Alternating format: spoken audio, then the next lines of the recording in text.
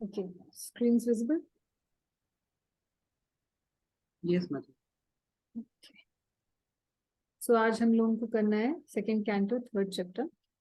We are going to start that. Mr. Mangalacharya. नमो विष्णुपादाय कृष्णपृष्ठाय भूतले श्रीमते भक्तिवेदान्त स्वामिनिति नामिने नमस्ते सरस्वते देवे गौरवाणी प्रचारिणे निर्विशेष शून्यवादी पाश्चात्य देशतारिणे जय श्री कृष्ण चैतन्य प्रभु नित्यानंद श्री अद्वैत गदाधर शिवासादि गौर भक्तवृंद। ओम नमो भगवते वासुदेवाय। ओम नमो भगवते वासुदेवाय। ओम नमो भगवते वासुदेवाय। नारायणं नमस्कृत्य नरं चैव नरोत्तमं देवीं सरस्वतीं व्यासं ततो जयमुदीरयेत्। नष्टप्रायेषु भद्रेषु नित्यं भागवत सेवया भगवती उत्तम श्लोके भक्तिर्भवति नैष्ठिकी।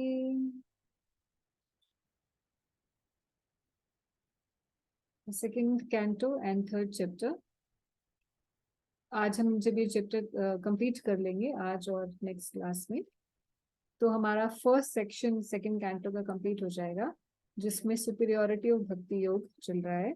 तो पूरे इन 3 अध्यायों के अंदर हमने पहले क्रम मुक्ति और डायरेक्ट जो मुक्ति है, दोनों को हमने पढ़ा।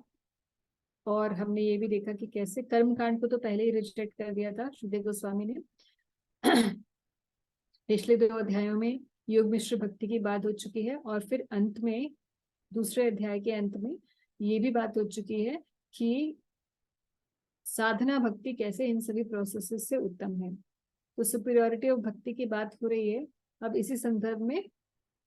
और बात इस अध्याय के अंदर होने वाली तीसरे अध्याय में, और तीसरे अध्याय में फाइनली ये बात को कंक्लूड कर दिया जाएगा कि कैसे भक्ति सुपीरियर है बाकी फॉर्म्स ऑफ योग से। जब ये सेक्शन कंप्लीट हो जाएगा तब उसके बाद फिर शौनक ऋषि पूछेंगे कि आगे क्या बात हुई सुखदेव गोस्वामी और परीक्षित महाराज के बीच में, और फिर सर्ग और विसर्ग यानी क्रिएशन की बात हुई कि कैसे फर्स्ट क्रिएशन हुई, जो बिल्डिंग ब्लॉक्स जिसको हम महत्त्व कहते हैं, प्रधान कहते हैं, और उसके बाद secondary creation bye Lord Brahma. How did he create everybody, the bodies of living entities, and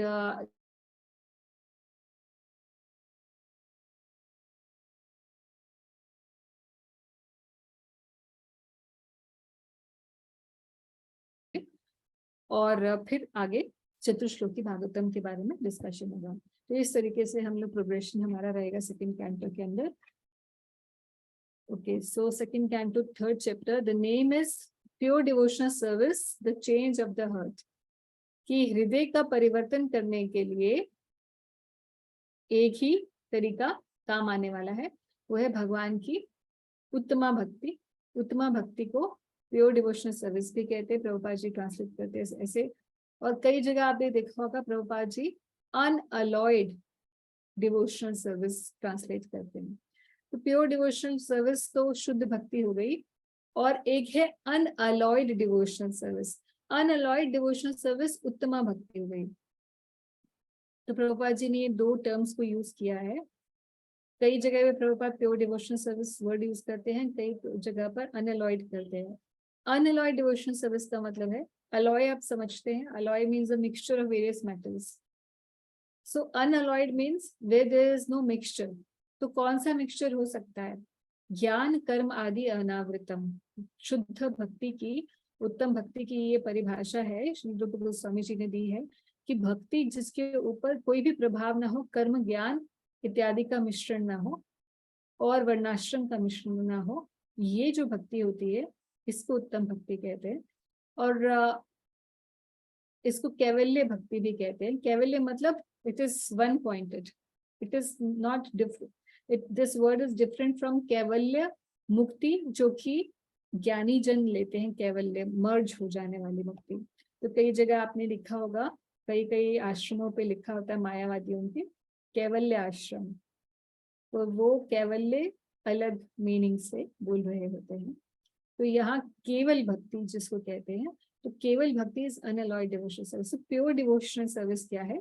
शुद्ध भक्ति। अब शुद्ध भक्ति हो सकता है कि ऐसा व्यक्ति परफॉर्म कर रहा हो जो अशुद्ध हो। यहाँ कैच ये है कि the difference between pure devotion and unalloyed devotion is that the unalloyed devotee, his purpose is also unalloyed and his consciousness has also become conducive for that kind of bhakti. तो ऐसा भक्त जिसके हृदय में भी, उसके आचरण में भी, उसके कैरेक्टर में और उसकी जो मनोवृत्ति है भगवान के प्रति, जो उसकी शरणागति है, कहीं पर भी किसी प्रकार का मिश्रण नहीं है। Whereas a pure devotee may be not yet completely unalloyed, हो सकता है कि वो कभी कभी उसकी चेतना भ्रमित हो जाती है, कभी कभी उसे लगता है कि नहीं, जो मेरी पारिवारिक सेवाएं हैं वो ज्यादा प्रभाव डाल देती हैं, भक्ति थोड़ी कम हो जाती है, अभी माया में थोड़ा पैर जमा हुआ है उसका, तभी उसे लगता है नहीं, ये भी तो मेरा भगवान ने काम दिया है, इसे भी तो करना है। तो ये वर्णाश्रम से आच्छादित हो रही है भक्ति। तो ऐसे ही कई बार किसी और तरीके से आच्छादित हो जाती है, कभी मुक्ति की अभिलाषा से आच्छादित हो जाती है, मगर फिर भी वो प्रोसेस प्योर कर रहा है, भक्ति के प्योर प्रोसेस को फॉलो कर रहा है, और उसका एम भी प्योर है, भगवान की सेवा में नियुक्त होना। So that kind of person whose motivation is pure, is unalloyed, the process which he's following is also unalloyed, but because of his own limitations, he may not be yet completely pure in his observance of those principles. That person will be called as a pure devotee. तो इस तरह प्रभुपाद जी ने एक बार पूछा किसी भक्त ने पूछा प्रभुपाद जी से, बहुत अर्ली जब प्रभुपाद जी वेस्ट में टीचिंग करने गए थे, कुछ ही साल हुए थे, तो किसी भक्त ने पूछा कि क्या इस्कॉन संस्था में भी कोई प्योर डिवोटी है? तो प्रभुपाद जी ने बोला हाँ बताइए, इस्कॉन में कितने भक्त हैं? तो उस समय शायद 70 के करीब लोग थे इस्कॉन में। तो सोचिए काफी अर्ली बात है। तो हिप्पीज से बने थे ये लोग, ज्यादातर हिप्पी क्राउड था। तो प्रभुपाद जी ने बोला अगर 70 लोग हैं तो हमारे यहाँ 70 प्योर डिवोटीज है, 70 शुद्ध भक्त हैं। सोचिए 1-2 साल ही हुए थे भक्ति करते हुए, और कोई उनका बैकग्राउंड बहुत अच्छा नहीं था, भक्तिमान बैकग्राउंड नहीं था, सात्विक भी नहीं थे, मगर प्रभुपाद जी ने बोला कि 70 प्योर डिवोटीज है, 70 शुद्ध भक्त हैं इस्कॉन में। क्यों? क्योंकि they are following the correct pure process and their motivations are pure, however they themselves are not yet pure. So ये एक point philosophical I wanted to discuss, क्योंकि जगह जगह ये अलग अलग शब्द परिभाषा दी जाएगी। तो ये शुद्ध भक्ति ही है जो एक्चुअल में किसी का हृदय परिवर्तन कर सकती है, और शुद्ध भक्ति है भी इसी के लिए, हृदय परिवर्तन के लिए। ज्ञान योग इंटेलेक्ट का काम है।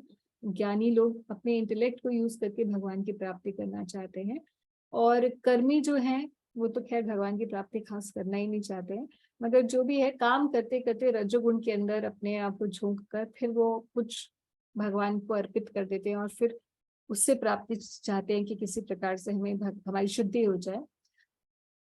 और योग भी, योग की जो प्रक्रिया है उसमें भी मिश्रण है। जब वो भक्ति का मिश्रण आ जाता है तो मुक्ति के प्रति उसकी अभिलाषा ज्यादा आ जाती है। तो हर कहीं पर कुछ ना कुछ मिश्रण है, मगर भक्ति एक ऐसा पथ है जहां पर जिसको ऑब्जर्व करते करते ऐसी स्थिति आ जाती है कि भक्त बोलते हैं मुझे कुछ नहीं चाहिए, ना मुझे मुक्ति चाहिए ना मुझे भक्ति चाहिए, जो संसार में सबको चाहिए वो तो मुझे चाहिए ही नहीं। और जो योग इत्यादि के पथ पर भी लोग हैं जो आपकी पूजा कर रहे हैं, उन्हें भी आपसे जो चाहिए वो भी मुझे नहीं चाहिए। तो किसी भी प्रकार का स्वार्थ नहीं रह जाता। ऐसा जब हृदय परिवर्तन होता है तो वो केवल एक ही तरीके से हो सकता है, वो है शुद्ध भक्ति से, और उसी के द्वारा ऐसा हृदय ही भगवान को आकर्षित कर सकता है, और ऐसे हृदय में ही भगवान अपनी कृपावश प्रेम भक्ति प्रदान करते हैं। तो ये पूरा थीम है जिसके ऊपर ये चैप्टर बेस्ड है। और इस चैप्टर में भी अगर पूरा अध्याय आप नहीं भी पढ़ें तो एक ही श्लोक अगर आप पढ़ लें, तीसरे अध्याय का 10वां श्लोक, जिसको प्रभुपाद जी अनगिनत बार कोट किए हैं, उसको हम पढ़ेंगे। उस एक श्लोक को अगर हम समझ जाएं तो हम इस पूरे अध्याय को समझ चुके हैं, ऐसा मानेंगे हम। तो पहले 9 श्लोकों के अंदर बता रहे हैं, भगवत गीता से आप देखिए सिमिलैरिटी रहती है ना, भागवतम की हमने कई जगह देखा।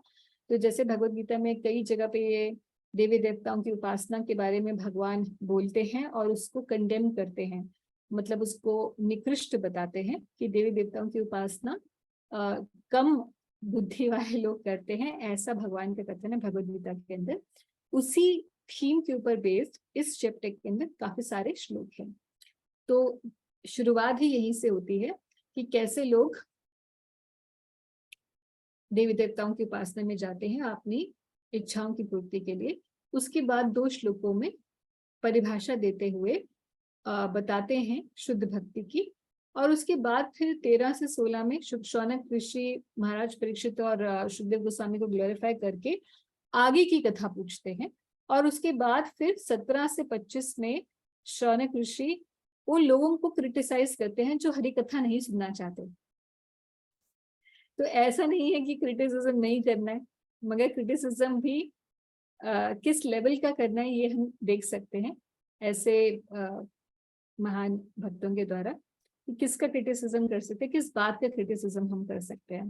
तो just like Prabhupada, if you see Prabhupada Lilamritam, आप में से कई भक्तों ने प्रभुपाद लीलामृतम पढ़ी होगी, जिन्होंने नहीं पढ़ी है अब चतुर्मास शुरू हो रहा है, अगर आप सबसे पहले कोई बुक उठाना चाहते हैं तो प्रभुपाद लीलामृतम उठाइएगा। तो प्रभुपाद लीलामृतम पढ़ेंगे तो आप देखेंगे कि प्रभुपाद कई जगह क्रिटिसाइज करते थे लोगों को, जब भी बोलने जाते थे कहीं पर। तो कई जगह तो ऐसा भी हुआ कि लोगों ने बोला कि ये कैसे साधु हैं जो दूसरों को क्रिटिसाइज कर रहे हैं, क्योंकि हम तो ये जानते हैं कि साधु तो किसी को भी क्रिटिसाइज नहीं करता और कभी गुस्सा नहीं होता है। लोग ऐसे सोचते हैं कि साधु आप भक्ति कर रहे तो आपको क्रोध कैसे आ सकता है। और प्रभुपाद जी तो जगह जगह क्रोध दिखाते थे और प्रभुपाद जगह जगह क्रिटिसाइज करते थे, आप देखेंगे प्रभुपाद लीलामृतम में। मगर प्रभुपाद हमेशा ये बोलते थे, I criticise not the person, we don't criticise the person, we criticise the thinking. उनकी जो सोच है, उनकी जो फिलॉसफी है, उसको हम क्रिटिसाइज करते हैं। हमें किसी व्यक्ति विशेष से कोई भी द्वेष नहीं है, उसको क्रिटिसाइज नहीं कर रहे हैं। तो इसीलिए जो उनकी फिलॉसफी है, जो उनकी सोच है, उसको हम क्रिटिसाइज कर सकते हैं। और इसी चीज को शौनक ऋषि भी क्रिटिसाइज करेंगे कि ऐसे ही लोगों की सोच जो है वो बहुत खराब होती है। इसीलिए उनका कंपैरिजन फिर एनिमल्स से करते हैं। इस 8 श्लोकों के अंदर ये आएगी बात।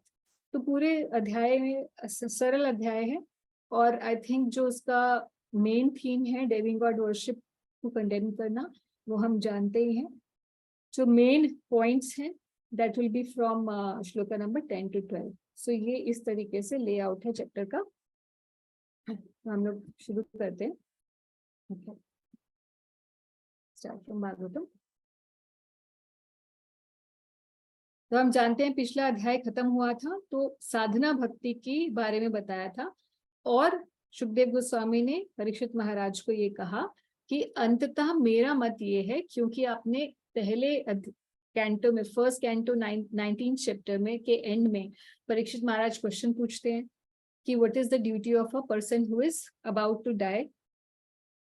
सेकेंड कैंटो के पहले 2 अध्यायों में शुकदेव गोस्वामी इसी बात का जवाब देते हैं कि ऐसे व्यक्ति की क्या रिस्पॉन्सिबिलिटी है जो मरणसार है, और अलग अलग प्रोसेसेस बताते हुए एंड में आकर बताते हैं कि मेरा मत ये है कि भगवान की भक्ति जो है वो सर्वश्रेष्ठ है, और जो मरणसार व्यक्ति है उसको हर जगह भगवान, उसका यही कर्तव्य है कि उसे श्रवण कीर्तन और स्मरण करना चाहिए भगवान श्री हरि का।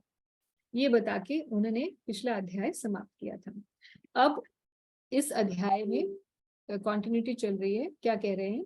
Srila Shukdev Goswami said, Maharaj Parikshit, as you have inquired from me as to the duty of the intelligent man who is on the threshold of death, so I have answered you. तो मैंने आपके प्रश्न का जवाब दे दिया जो आपने first canto 19 chapter में पूछा था।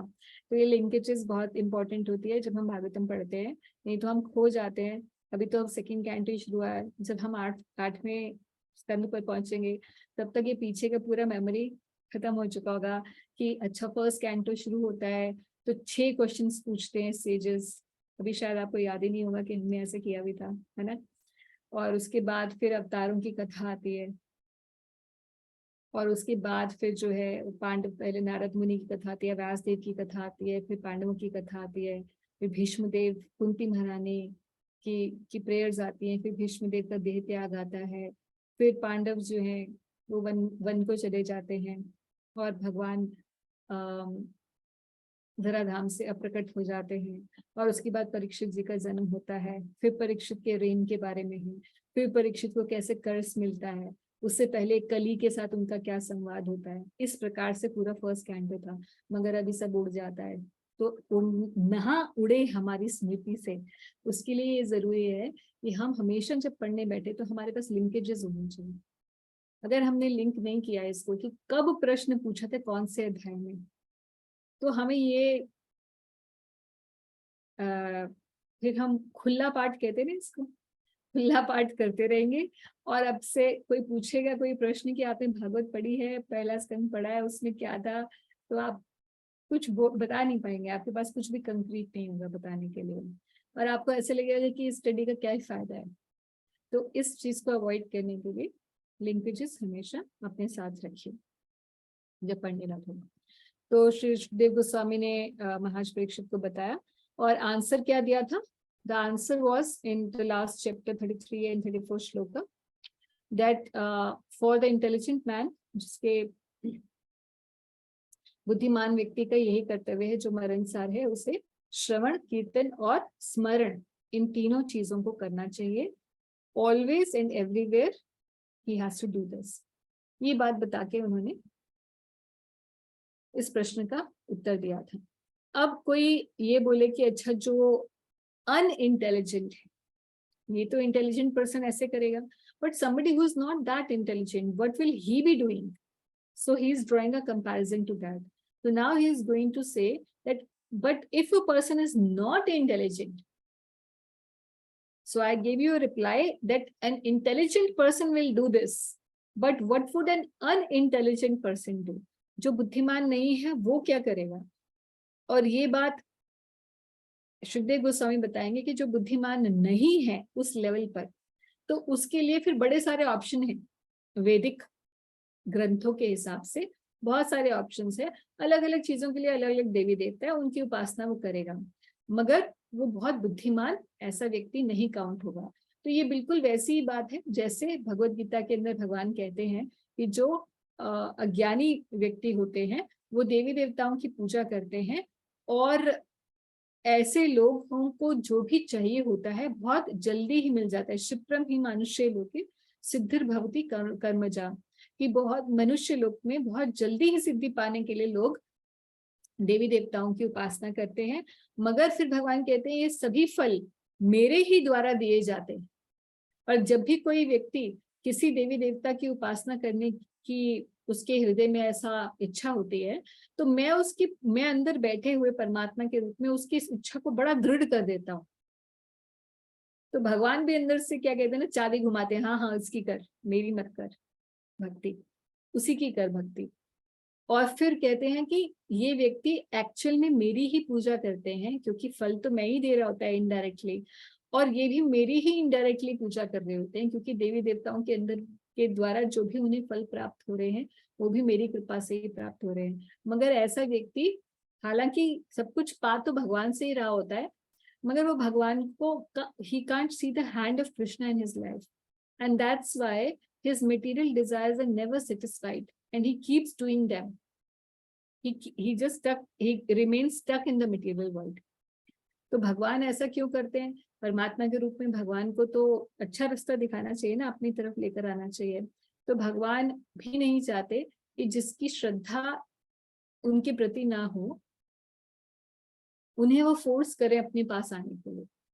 इसीलिए भगवान चाहते हैं कि उनके प्रतिनिधि के पास कोई जाए, ताकि धीरे धीरे उसकी चित्तवृत्ति शुद्ध हो जाए।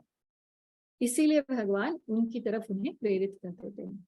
और दूसरी बात ये भी है कि भगवान अपात्र को, जिसकी पात्रता नहीं है, ऐसे व्यक्ति को अपनी भक्ति प्रदान करते ही नहीं है।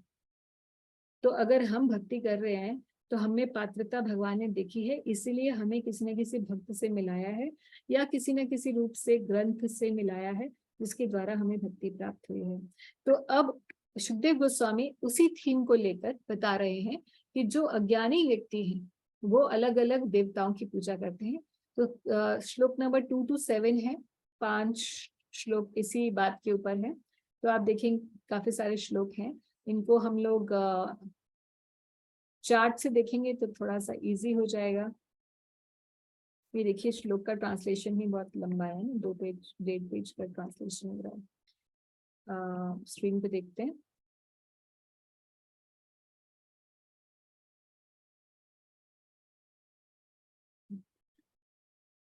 तो स्क्रीन पर ये देख रहे हैं हम कि जिसकी जो जो डिजायर है उसकी करस्पॉन्डिंग एक देवता है उस डिजायर को पूरा करने के लिए। तो जिसको बहुत अच्छा वंश, अपने वंश की वृद्धि करनी है तो उसे प्रजापति दक्ष की उपासना करनी चाहिए। जिसको सौभाग्य चाहिए तो उसे दुर्गा देवी की उपासना करनी चाहिए। One who wants power he should worship Agni, one who wants money he should worship Vasus. जिसको ग्रेट हीरो बनना है ना, तो उसको क्या है, रुद्र की उपासना करनी चाहिए।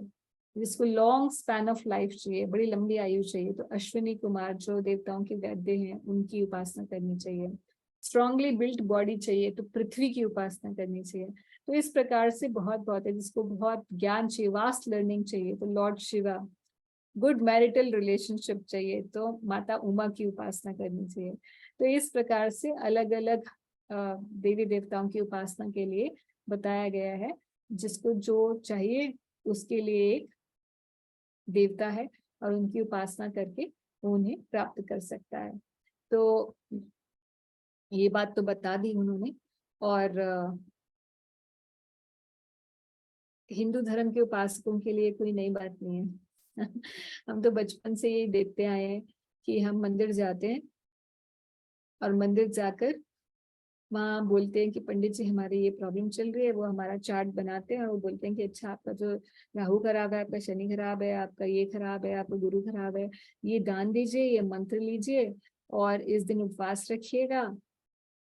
बस खत्म, भक्ति की कोई बात ही नहीं होती। तो पूरा पूरा कर्मकांड का विचार धारा चलती रहती है और इसीलिए डिग्रेडेशन हो जाता है रिलीजन का। भागवत इसे क्या कहती है, फर्स्ट कैंटो सेकंड चैप्टर में हमने पढ़ा था कि ये कैटव धर्म है। कैटव मतलब cheating religion, because you cheating in the name of religion, you are giving us which will keep us implicated in the material world. That should not be the purpose of religion, है ना। इसीलिए भागवतम उसको condemn करते हैं, इस प्रकार की धर्म के प्रैक्टिसेस को। मगर अगर देखा जाए तो सनातन धर्म के सभी मंदिरों में प्रायः इसी प्रकार का प्रचार होता है। आगे क्या कह रहे हैं, इसी बात को आगे 8वें श्लोक में भी लेके जा रहे हैं। One should worship lord Vishnu और his devotees for spiritual advancement of knowledge.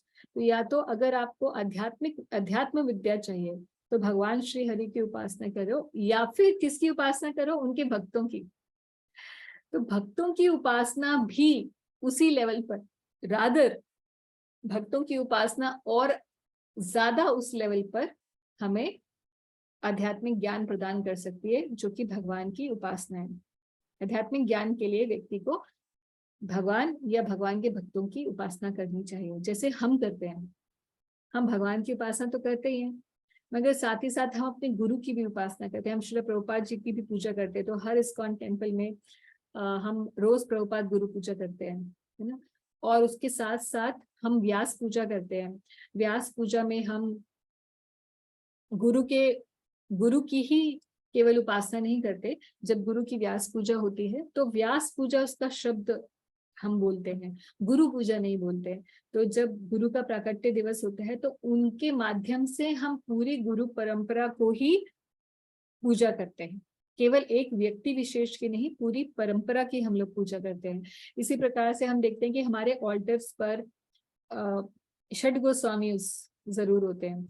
जो वृंदावन के 6 गोस्वामी है, रूप सनातन गोस्वामी, रघुनाथ दास Goswami, Raghunath Bhatt Goswami, so we worship them as well.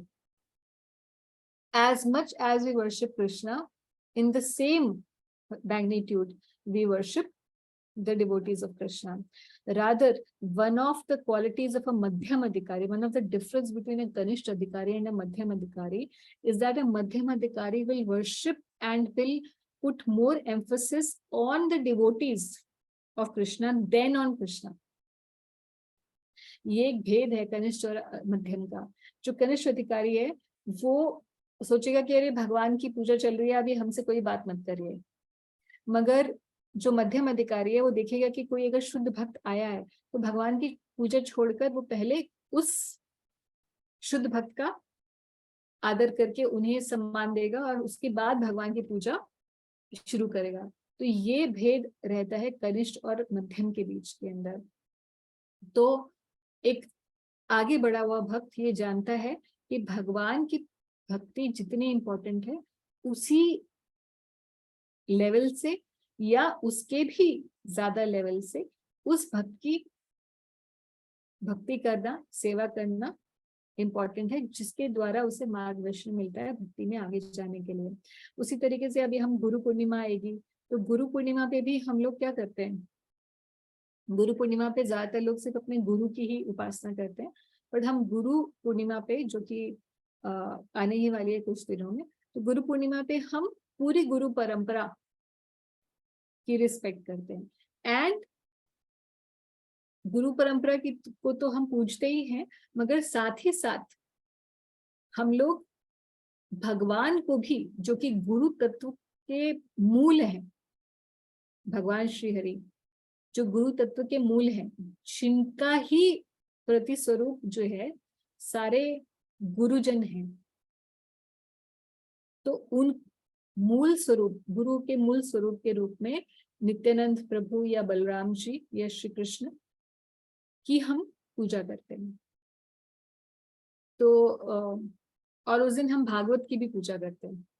तो अभी गुरु पूर्णिमा आएगी तो आप लोग ध्यान रखिएगा कि आप उस दिन, अगर आप डेली नहीं करते, वैसे तो डेली करनी चाहिए, बट अगर आप नहीं करते हैं फॉर सम रीजन और दी अदर, उस दिन आप गुरु पूजा जरूर करिए, घर में गुरु पूजा गाइए जो संसार दावा प्रेयर से हमारी, और उसके बाद हम गुरु पूजा प्रभुपाद जी की करते हैं 7:50 जो गुरु आरती होती है,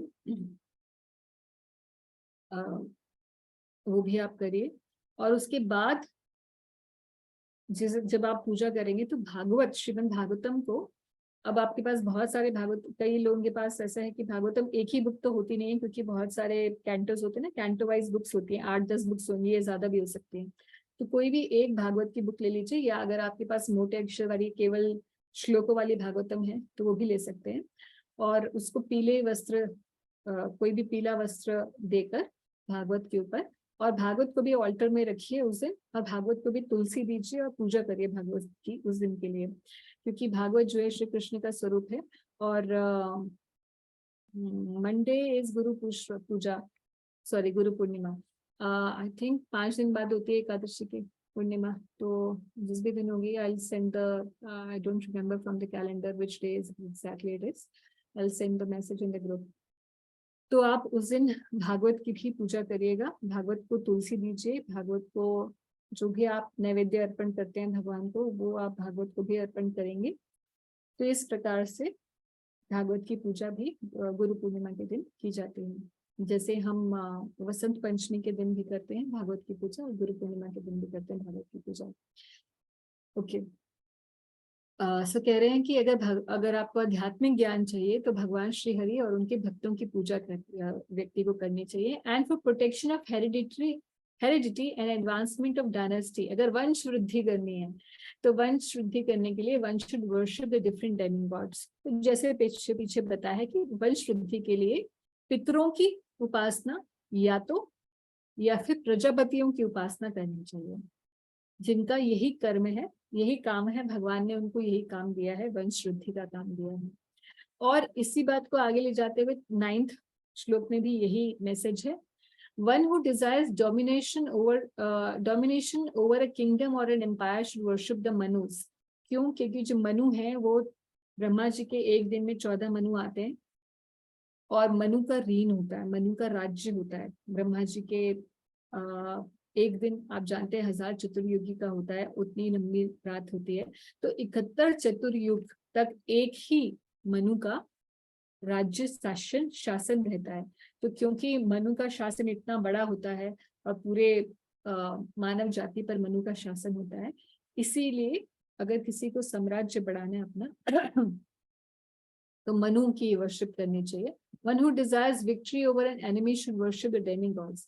One who desires sense gratification should worship the moon. क्योंकि आप जानते हैं moon is a deity of mind and mind is always seeking sense gratification. हाँ, अब यहाँ से बात शुरू होती है असली काम की। But one who desires nothing of material enjoyment should worship the supreme personality of Godhead. कह रहे हैं कि जिसको कुछ भी नहीं चाहिए ना, उसको किसकी वर्शिप करनी चाहिए? भगवान श्री हरि की। He should worship the supreme personality of Godhead. अरे ये तो बड़ी अजीब सी बात हो गई, अभी हमें तो सब कुछ चाहिए, isn't it? मतलब अभी हमें तो हमारे बड़े सारे प्लान है, हमारा तो करियर भी बहुत अच्छा होना चाहिए, अभी हमें फेम भी चाहिए, अभी हमारा यूट्यूब चैनल भी चलना चाहिए, और अभी हमारे बच्चे भी अच्छी जगह पे पढ़ लें और कुछ बन जाएं, etc etc etc, and I want a particular bank balance before I can retire. So we also have a lot of desires. So how do we reconcile? अलग अलग चीजों के लिए यहाँ पे उन्होंने बताया कि अलग अलग देवी देवताओं की उपासना करनी चाहिए। मगर ये बताया है कि जो कम बुद्धि के लोग हैं उन लोगों के लिए अलग अलग डिजायर्स के लिए एक अलग अलग देवता है जिनकी उपासना करके उन्हें शीघ्र ही ये फायदे मिल जाते हैं। अथवा अगर शीघ्र ही मिल सकता है तो क्या फर्क पड़ता है, कर ही लेते हैं हम। ऐसा थोड़ा ना कि हम भगवान के प्रति अपना शरणागति छोड़ देंगे। मगर शीघ्र ही मिल तो जाते हैं, मगर उतनी ही शीघ्र ये चले भी जाते हैं, ये स्थायी नहीं है। जो फायदे मिलते हैं देवी देवताओं की उपासना से स्थायी नहीं होते। तो अगर इंटेलिजेंट व्यक्ति कोई है तो उसे क्या करना चाहिए, और उसकी डिजायर्स भी हैं, यानी कि हम सभी इसी कैटेगरी में है ना। हम इंटेलिजेंट है, हमें ये तो पता चल गया कि भगवान श्री हरि सब कुछ है, वासुदेवम सर्वमिति स महात्मा सुदुर्लभा, ये तो समझ में आ गया वासुदेवम सर्वमिति। मगर प्रॉब्लम ये है कि अभी भी हमारी कुछ मन में डिजायर्स हैं हर किसी के, है ना। नहीं तो अभी तक हम कहाँ पहुंचे होते, हम तो गोवर्धन हम तो गोलोक वृंदावन पहुंच चुके होते। Actually I was planning to go to Govardhan today, इसलिए मुझसे गोवर्धन निकला। सो एनीवेज, तो ऐसे व्यक्ति को क्या करना चाहिए? प्रभुपाद यहाँ बता रहे हैं कि ऐसा क्यों लिखा गया है। For fulfillment of material desires, one may worship the Supreme Lord, but the result of such worship is different. आपके मन में कुछ डिजायर्स हैं, आप कुछ चाहते हैं, आपकी कामनाएं हैं, उसके लिए भी भगवान की पूजा की जा सकती है। अब इसमें भक्त लोग बड़े कंफ्यूज रहते हैं, भक्त भी बहुत कंफ्यूज रहते हैं कई सालों तक। ये अच्छा माता जी, कई भक्त बोलते हैं शुद्ध भक्ति का ये प्रिंसिपल है कि मैं भगवान से और कुछ नहीं मांगूंगा, केवल शुद्ध भक्ति मांगूंगा। अच्छा, मगर अंदर डिजायर्स होती हैं, वो डिजायर्स फुलफिल नहीं हो रही होती, कई सालों तक बोलते हैं नहीं नहीं मैं भगवान से कुछ नहीं मांगूंगा, कुछ नहीं मांगूंगा, केवल मैं उनसे शुद्ध भक्ति मांगूंगा, क्योंकि नहीं तो फिर मुझ पर आरोप लगेगा कि मैं भगवान से अपनी कामनाओं की पूर्ति के लिए प्रार्थना कर रहा हूँ। बहुत अच्छी बात है, this is the highest standard, कि हमें भगवान से और कुछ भी नहीं यही मांगना चाहिए कि भगवान बस मुझे अपनी भक्ति में लगाए रखिए और मुझे कुछ भी नहीं चाहिए। मेरे कर्मों के द्वारा जो मुझे भोगना है वो तो मुझे भोगना ही है, उसको भोग के मैं खत्म कर दूंगा, और उसको भोगने के लिए आप क्षमता मुझे दीजिए ताकि मैं आपकी भक्ति से, अगर बहुत दुख भी आए तो आपकी भक्ति से मैं विमुख ना हो जाऊंगा। ये हाईएस्ट स्टैंडर्ड है। इससे थोड़ा सा लोअर स्टैंडर्ड ये है, अगर आप मेंटेन कर सकते हैं तो ये स्टैंडर्ड सबसे अच्छा है। मगर उससे हल्का सा लोअर स्टैंडर्ड ये है, हल्का या कहें थोड़ा सा मिश्रित स्टैंडर्ड ये है कि आपकी कोई भी कामना है तो भी आप श्री हरि से ही मांगिए। यानी कि भगवान श्री कृष्ण से, जो भी आप, जिनकी भी गौणिता है, कृष्णा आपके घर में जो भी डिटीज हैं जिनको भी आप वर्शिप करते हैं, आप उन्हीं से मांगिए। ये इससे एक लोअर स्टैंडर्ड है कि भाई अब जैसे भी हैं, जो भी हैं, भगवान आपके ही हैं, जो भी फल मुझे मिलेगा किसी और से नहीं मिल चाहिए, मुझे आपसे ही चाहिए। तो ये इष्ट निष्ठा में गिनती इसकी होगी कि आपकी इष्ट निष्ठा गड़बड़ाई नहीं, कि जो भगवान मेरे को, आपको लगता है कि मेरे लिए सही है, अगर मैं आपको लगता है कि मेरे लिए सही है तो आप मुझे ये दे दीजिएगा, मेरी ऐसी डिजायर है, and then further you see what you want to do with me. This is also good standard, कि जो भी मांगना है तो और किससे मांगेंगे, जब हमने शरण ही अपने इष्ट की ग्रहण की है तो और किसी से मांगने का तो सवाल ही नहीं है। इसके नीचे एक और लेवल, इसके नीचे का लेवल ये है कि हम किसी देवी देवता से वैष्णव के रूप में मांगे। अगर हम बहुत ज्यादा परेशान हैं और हमारी ऐसी कोई डिजायर्स हैं जो हमें अब चाहिए ही चाहिए, और उसके बिना हम, हमारा जो बैलेंस है वो खत्म हो जा रहा है ना, कभी ऐसी सिचुएशन लाइफ में आ जाती है कि अब ये नहीं हुआ तो भाई मेरा क्या होगा। ये है तो कुछ भी नहीं, ये इनसिक्योरिटीज का रीजन सिर्फ ये कि यही होता है कि हमारी भगवान में पूर्ण श्रद्धा नहीं होती, रीजन और कुछ नहीं है। आप बोलें कि नहीं मैं भक्ति तो बहुत करता हूँ, मगर फिर भी मुझे जब ये सिचुएशन आती है तो मैं डगमगा जाता हूँ और मुझे समझ नहीं आता कि मैं क्या करूं। सो अल्टीमेटली इसका अगर कॉज ढूंढा जाए ना, तो उसका कॉज ये है कि हमारी इनसिक्योरिटीज हैं, और भगवान में अश्रद्धा जितनी ज्यादा होगी उतनी ज्यादा हमारी मटेरियल लाइफ में इनसिक्योरिटीज होंगी। ये फैक्ट है, मगर कई बार हम इसको एक्सेप्ट नहीं करते हैं। हम बोलते हैं नहीं नहीं, इनसिक्योरिटी किस बात की, सब कुछ तो मैंने उसी पर छोड़ रखा है ना, मैं श्याम सुंदर पे सब कुछ छोड़ रखा है। मगर फिर अगर ऐसा होता तो फिर भ्रमित भी नहीं होते, किसी और की तरफ मुख भी नहीं मोड़ते। तो फैक्चुअली बात यह है कि हम डगमगा जाते हैं, और उसका रीजन यही होता है कि अश्रद्धा की वजह से ऐसा होता है, पूर्ण श्रद्धा भी भगवान पर नहीं आई है। तो जो भी है, even if that is our status, हमें कहीं ना कहीं से तो हर किसी को शुरुआत करनी ही होती है ना, तो अगर वो भी हमारा स्टेटस है तो भी कोई बात नहीं। इन दैट केस वन, अगर हम, अगर हमें कोई किसी ने बताया कि आप इस देवी देवता से, या ऐसे आपके कुंडली के हिसाब से कोई कहता है कि इसकी उपासना कर लीजिए, इसकी कर लीजिए, और आपको लगता है कि बस अब कुछ मुझे इंस्टेंट मैजिक चाहिए, है ना, बस एक हो जाए मेरा काम, तो आप किसी भी देवी देवता को अगर अप्रोच करते हैं तो वैष्णव के रूप में करिए, कि आप भगवान श्री हरि के भक्त हैं, इसीलिए मैं आपकी उपासना कर रहा हूँ, आप मेरे इस काम को साथ दीजिए ताकि मैं टेंशन फ्री होके अपने भजन में लग जाऊं। तो ये भी एक अच्छा विकल्प है ऐसे भक्त के लिए। इसमें भी आप देवी देवता के उपासक नहीं गिने जाएंगे, आप कृष्ण भक्त ही गिने जाएंगे, क्योंकि आपने उस देवी देवता की उपासना कृष्ण के संदर्भ में की, कृष्ण के एक सेवक के रूप में उनको आपने अप्रोच किया। However this is not the best standard, okay. इससे नीचे का स्टैंडर्ड है कि आप बोलेंगे भाई अब तो शेरवाली जी आप ही बचा लो, है ना, ये नीचे, सबसे नीचे का स्टैंडर्ड हो गया, जिसको यहाँ पे अज्ञानी व्यक्ति का स्टैंडर्ड कहा गया है।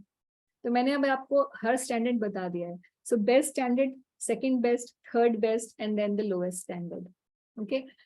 इस लोअर स्टैंडर्ड के नीचे तो फिर ऐसे लोग जाते हैं जो अधार्मिक होते हैं, और वो बोलते हैं अरे भैया भगवान भगवान करो साइड, मैं अपने बल पे सब कुछ कर लूंगा। यस, तो I believe in my self. ये एक और नीचे लेवल का मूर्ख है, क्योंकि इसको लगता है कि इसकी सत्ता इतनी बड़ी है, ये कर्मों से और कर्मों के विधान से भी ऊपर है ये व्यक्ति, इसकी तो शास्त्र में मति ही नहीं है, और फिर जब ठोकर खाता है तो फिर ये सुसाइड कर लेता है। ये ऐसे वाला लेवल है। सो इस तरीके से कॉन्शियसनेस के अलग अलग लेवल्स हैं। तो बोलते हैं ना 4 लाख प्रकार की मनुष्य योनियां हैं, तो लगता है अरे सबके तो वही 2 हाथ 2 पैर कान नाक सबके तो एक ही जैसे दिखाई दे रहे हैं, तो 4 लाख प्रकार की मनुष्य योनियां कहाँ से? यही है, कॉन्शियसनेस के लेवल्स के हिसाब से मनुष्यों की योनियां। तो कॉन्शियसनेस क्या है, कौन कितना तमोगुण में है, कौन रजोगुण में है, कौन सत्वगुण में है, कौन उससे ऊपर है, और इसके असंख्य मिश्रण है, इन्हीं तीनों गुणों के असंख्य मिश्रण है। और हर किसी, हम में से हर कोई अलग दिखता है, क्योंकि हर किसी के अंदर एक different combination of the three gunas है, and according to that combination we have different faiths, and according to our faith then we worship. ये बात भगवद गीता के 17वें अध्याय में भगवान बताते हैं। तो अब प्रभुपाद कह रहे हैं कि one may worship the supreme Lord for fulfilment of material desires, but the result of such worship is different, as it will be explained in the next verse. Generally, the Lord does not fulfill anyone's material desires for sense enjoyment. तो भगवान से मांग तो हम सकते हैं, मगर generally भगवान हमारी भुक्ति की जो अभिलाषा है उसको पूरा नहीं करते।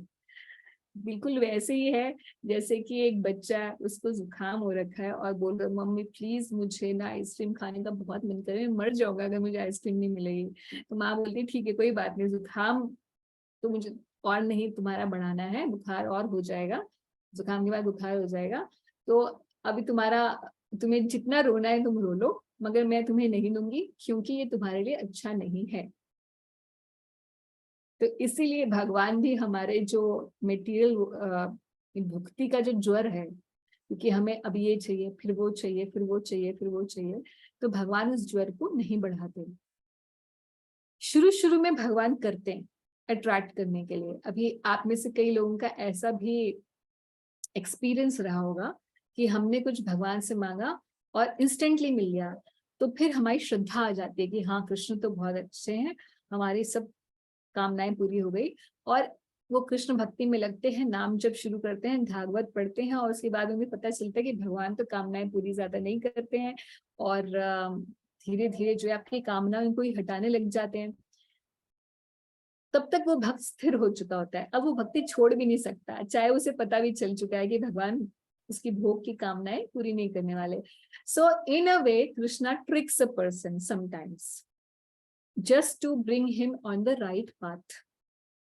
इसीलिए भगवद गीता में भगवान कहते हैं कि चतुर्विधा भजन्ते मां जना सुकृतिना अर्जुना आर्थो अर्थाति जिज्ञासु ज्ञानी च भरतर्षभम, कि आर्थो अर्थाति जो डिस्ट्रेस्ड है, जो धन का इच्छुक है, जो ज्ञानी है और जो जिज्ञासु है, ये चार प्रकार के लोग आते हैं। तो इन्हीं में हम देखते हैं कि जितने सुकृति होते हैं मोस्टली धन के इच्छुक होते हैं, या तो डिस्ट्रेस्ड होते हैं, ऐसे ही लोग आते हैं मंदिर, क्योंकि जिसके पास सब कुछ घर भरा हुआ है, जिसका उसको लगता है कि हमें भगवान के घर जाने की क्या जरूरत है, जन्माष्टमी आ रही है, ये आ रहा है, फेस्टिवल्स आ रहा है, कुछ थोड़ा सा डोनेशन कर देंगे, अपनी गाड़ी चल रही है, बहुत हमारा धन धन हो गया।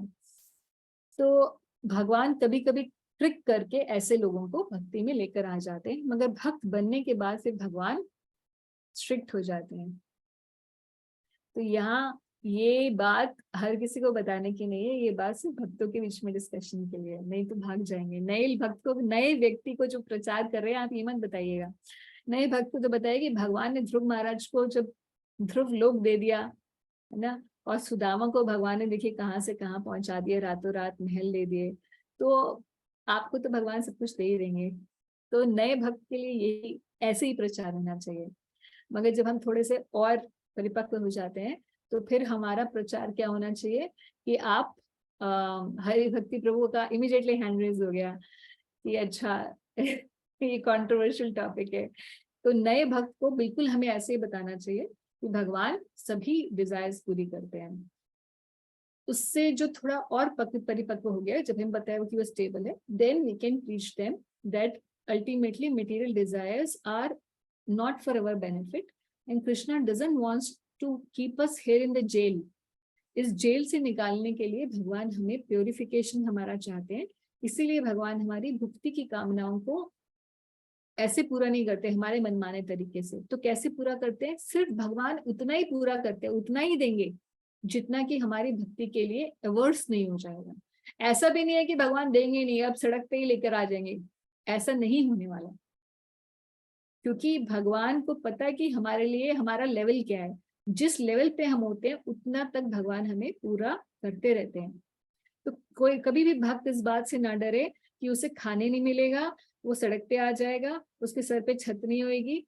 Whatever your basic needs are, even आपके ग्रह ऐसे हों कि आपको सड़क पर आना हो, आपको भूखे रहना हो, ऐसे भी अगर आपकी कुंडली में ग्रह हैं कि इतना बुरा भी समय आना है, आपका सब कुछ आपका खत्म हो जाना है, तो भी ध्यान रखिएगा कि अगर आपका ऐसा बहुत बुरा समय अभी आने वाला होगा तो कृष्ण सहायता करके ऐसा बुरा समय आने देंगे।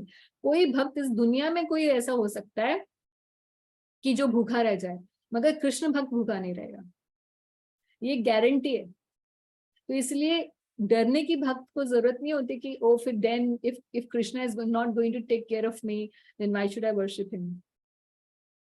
We should worship him in no matter what, and we should have this faith, रक्षिष्यति इति विश्वासो। यही शरणागति का प्रिंसिपल है कि मेरी रक्षा कृष्ण करेंगे। गोप्तृत्वे वर्णम तथा, कि मैं Krishna is my provider and he is my protector. ऐसी मन में जब दृढ़ विश्वास होता है तभी शरणागति मानी जाएगी, नहीं तो आप शरणागत माने नहीं जाएंगे। और इससे आपकी प्रोटेक्शन भी होगी और साथ ही साथ आप इस भौतिक जेल से निकलने के लिए अधिकारी भी बन जाएंगे। तो Krishna will help at the same time purify you. जैसे ध्रुव महाराज को राज्य तो दिया ही, मगर उन्हें भक्त भी बनाया, मुक्ति भी प्रदान की। सेल्फ सेम बॉडी में, इसी शरीर के अंदर उन्हें वैकुंठ की प्राप्ति हुई, है ना। तो एक बार पढ़ लेते हैं, बाद में क्वेश्चन लेंगे। But he awards such benedictions to worshipper of the Lord, for they ultimately come to the point of not desiring material enjoyment. ऐसे भगवान आपकी डिजायर पूरी करेंगे कि उसके बाद आपको कुछ डिजायर नहीं रहेगी। जैसे ध्रुव महाराज ने बोला कि आपको प्राप्त करने के बाद तो मुझे लग रहा है कि मैं कांच के टुकड़ों के लिए याचना करने के लिए मैंने आपकी भक्ति की थी, मगर आपने मुझे, you have given me diamonds. So the conclusion is that one must minimize the desires for material enjoyment. And for this one should worship the Supreme Personality of Godhead. तो भाई अगर बार बार आपको बुखार चढ़े जा रहा है कि मुझे ये चाहिए, फिर मुझे वो चाहिए, फिर मुझे वो चाहिए, फिर वो चाहिए, तो बुखार को कम करने के लिए दवाई ले लो ना। बुखार को खत्म करने के लिए दवाई ले लो, और वही दवाई भक्ति है जो कि भगवान देंगे। अगला श्लोक जो है वो एक थीम श्लोक है, पूरे इस अध्याय का थीम श्लोक है। और ये श्लोक को अनगिनत बार भोपाल जी ने कोट किया है। अकामा सर्व कामो वा मोक्ष कामा उदारधी तीव्रेण भक्ति योगेन यजेत पुरुषम परम। अब कह रहे हैं, पिछले श्लोकों में तो बता दिया कि जो लेस इंटेलिजेंट उसे क्या करना चाहिए, और ये भी बता दिया कि भगवान जो है भगवान की भक्ति उसे करनी चाहिए जिसे कुछ भी नहीं चाहिए, ये बोल दिया। तो अब कोई बोलेगा मगर मैं इंटेलिजेंट हूं but I am yet implicated by material desires, who should then I worship. इसलिए ये श्लोक आ रहा है। वो कह रहे हैं अकामा, आपकी कोई कामना नहीं है, या सर्व कामो, बहुत कामना है, सारी कामना है, मुझे ये भी चाहिए, ये भी चाहिए, ये भी चाहिए, सब कुछ चाहिए मुझे, जिसमें से हम लोग सारे आते हैं ना। वह मोक्ष काम, या फिर कोई ऐसा बोले कि अरे मेरी मुक्ति मेरी मेरी कामना इस मुक्ति की नहीं है, भौतिक जगत को भोगने की नहीं है, मगर मेरी मुक्ति की कामना है कि बस भगवान ये संसार से छुट्टी दिला दो, ये बड़ी दलदल है, मैं आपकी सेवा विवाह तो अभी मुझे समझ में नहीं आती, बस मुझे मुक्ति चाहिए, मुक्ति की अभिलाषा है। तो अगर आपकी भुक्ति की हो, मुक्ति की हो, यही दो टाइप की होती है दुनिया में। स्पिरिचुअलिस्ट मुक्ति चाहते हैं और बाकी सब लोग भुक्ति चाहते हैं। और थर्ड क्या होते हैं, ना भुक्ति ना मुक्ति, ये डिवोटीज होते हैं, अकाम। तो कह रहे उदार धी, ब्रॉड माइंडेड पर्सन। उदार, उदार समझते हैं ना, जो उदार व्यक्ति होता है। उदार धी मतलब जिसकी जो बुद्धि है वो उदार है, उदार धी व्यक्ति है, और वो अकाम हो, चाहे सर्व काम हो, चाहे मोक्ष काम हो, छोटी बुद्धि वाला नहीं होना चाहिए, उदार धी होना चाहिए। तो करना क्या चाहिए उसे, कुछ भी चाहिए, इन तीनों में से कोई भी ऑप्शन हो, 1 2 3, आप इनमें से किसी भी कैटेगरी में फॉल करते हैं। And the fourth thing is provided you are उदार धी, उदार आपकी मति है, तो आपको करना क्या होगा, तीव्रेण भक्ति योगेन, बहुत तीव्रता से भक्ति योग करिए। यजेत पुरुषम परम, परम पुरुष भगवान श्री हरि की भक्ति करिए। तीव्रता से, तो आप किसी भी कैटेगरी में आपको सब कुछ मिल जाएगा। श्लोक को पढ़ते हैं। A person who has broader intelligence, who may be full of all material desires or may be without any material desires, and who also desires liberation, सर्व काम, मोक्ष काम और अकाम, by all means must worship the supreme whole personality of Godhead. Supreme whole क्यों लिखा है? Usually supreme personality of Godhead हो सकता है लेटेस्ट एडिशन में इसको ठीक कर दिया गया हो। तो सुप्रीम पर्सनालिटी ऑफ गॉडेड यानी कि भगवान का ही, उसे परम पुरुष भगवान श्री हरि का ही उपासना करनी चाहिए। तो फाइनली ये वो कैटेगरी है जिसमें हम लोग कहीं प्लेस हो गए हैं। So don't worry, Krishna has made all categories because he knows he has only made the categories. तो इसीलिए बताया प्रभुपाद इस चीज के लिए बड़ा लंबा पोपट देते हैं, और प्रभुपाद कहते हैं अकाम वो व्यक्ति है, who has no material desires, and desirelessness doesn't mean that he is inert, कि अब कोई भी डिजायर नहीं है। Desirelessness means one is experiencing happiness simply by serving Krishna। और इसमें एग्जाम्पल देते हैं गोपियों का कि ये है अकाम होने का एपिटोमी, क्या कहते हैं एपिटोमी, वर्च, सबसे जो बेस्ट है एग्जाम्पल। तो एपिटोमी क्या है? अकाम की ब्रज की गोपियां।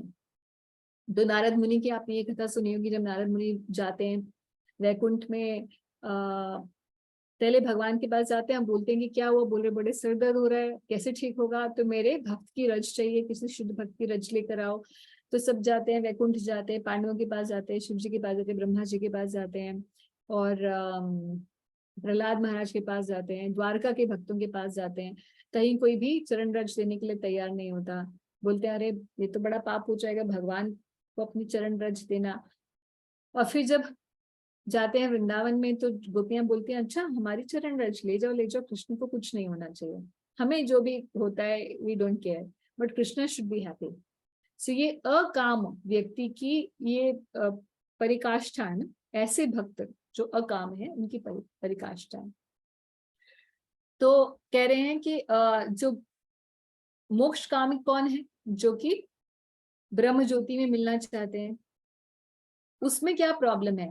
एटलीस्ट इस दुनिया में तो नहीं घुसे रहना चाहते ना, जेल में तो नहीं रहना चाहते, मगर प्रॉब्लम ये सिर्फ है कि अभी भी सेंटर ऑफ अट्रैक्शन वो व्यक्ति ही है।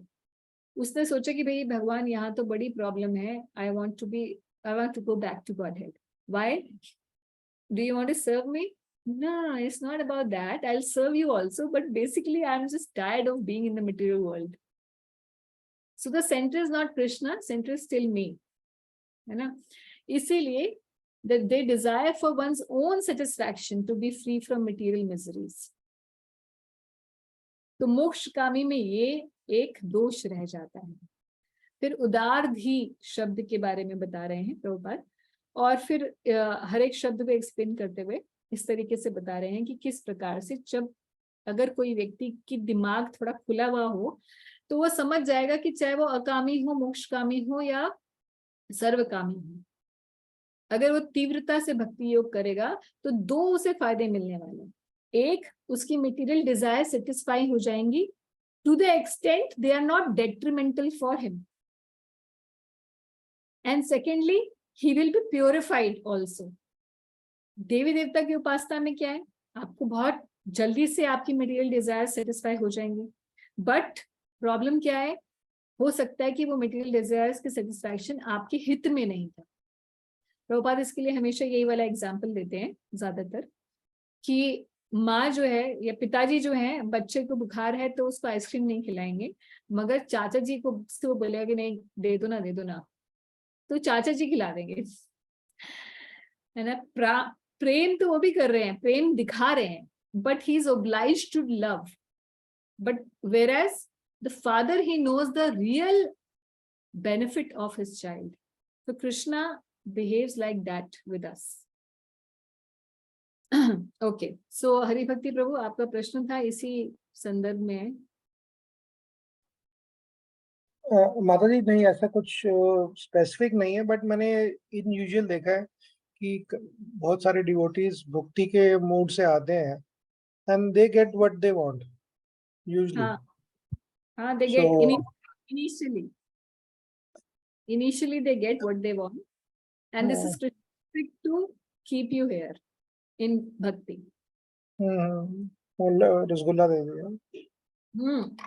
तो मैं आपको बड़े एग्जाम्पल देती हूँ ना एक बार, कि हम कई बार मैंने एग्जाम्पल शायद इस क्लास में पक्का बोला होगा, हर क्लास में बोलती हूँ इस संदर्भ में, कि एक व्यक्ति थे, जब हम इस क्लास में शुरुआत की थी मैंने प्रीचिंग की, तो मैं एक बार गिरिराज जी की ग्लोरीज बताई कि गिरिराज जी की परिक्रमा करने से आपकी सब डिजायर्स पूरी हो जाती है, वर देने वालों में गिरिराज जी बड़े आगे हैं, जल्दी जल्दी दे देते हैं. तो उस व्यक्ति ने जो है सुना, गया, परिक्रमा देख के आया, आते ही मुझे कहता है कि मेरी तो आपने बताया था, मेरी इच्छा पूरी हो गई, मेरी जॉब गई हुई थी, मैंने वहां पे सोचा कि मैं गिरिराज जी की परिक्रमा दूंगा, करते करते ही मुझे कॉल आ गई और मेरी जॉब भी लग गई. उसके बाद फिर मैंने बोला ठीक है, बहुत अच्छी बात है. फिर वो गायब हो गए, कई समय तक आए ही नहीं, भजन छोड़ दिया.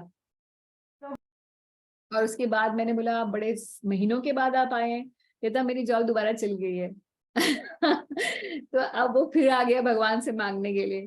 तो पहले से ही लगा रहता, तो फिर so this is an example that people come just to take some benefit, but Krishna is also not stupid. He will fulfill somebody's desire, but he wants that person to stay.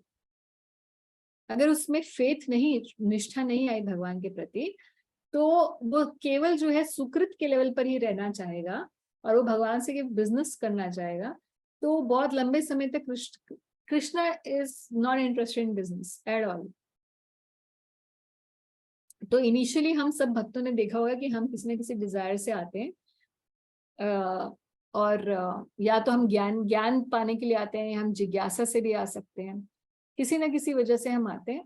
और शुरुआत में हमें बहुत reciprocation होता है, even deities भी बहुत reciprocate करते हैं शुरुआत में, बट उसके बाद एक लंबा समय ऐसा आता है जब रेसिप्रोकेशन बहुत कम हो जाता है. ग्राइंडिंग, सोने को तराशने के लिए ना आग में डालना पड़ता है. तो वो बहुत लंबा अनर्थ निवृत्ति का समय होता है, जिसमें भगवान आपकी पूरी टेस्टिंग करते हैं. जबरदस्त टेस्टिंग होती है आपकी, इससे पहले कि आप शुद्धि पर आए, निष्ठा पर आए, और उसके बाद भजन में मन लगने लग जाता है. तो भगवान देखते हैं कि भैया इतने साल तक इसका मन नहीं कर रहा था, फिर भी इसने जप किया, इतने सालों तक इसको मैंने नहीं दिया, फिर भी ये दृढ़ रहा मेरी भक्ति में. Then Krishna, this is a test. In every relationship we also test the person, na? When we are in any relationship we test everyone. Krishna also tests us whether we are really sincere or not.